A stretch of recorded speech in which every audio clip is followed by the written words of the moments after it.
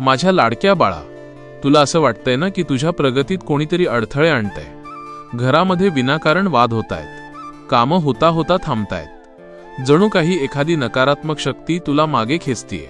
पण एक गोष्ट लक्षात ठेव, सूर्यासमोर अंधाराचं अस्तित्व नसतं, तसंच माझ्यासमोर कोणत्याही वाईट शक्तीचं सामर्थ्य नसतं. तुला वाटतंय तू या संकटात एकटा पडला आहेस, पण तुझा हा विचारच चुकीचा आहे.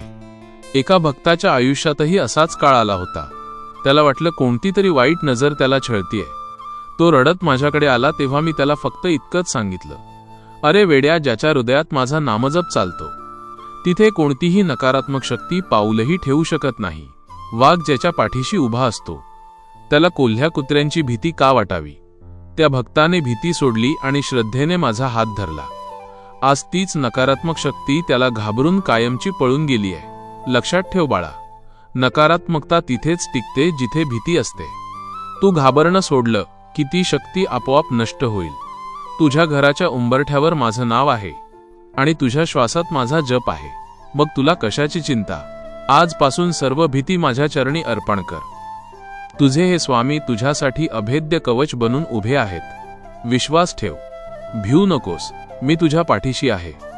बाळा, जर तुला वाटत असेल की तुझ्या पाठीशी माझं अदृश्य कवच सदैव असावं, तर कमेंटमध्ये दत्तात्रेय अर्पणमस्तू असं नक्की लिही. आजपासून तुझ्या आयुष्यात फक्त चमत्कार घडतील. श्री स्वामी समर्थ.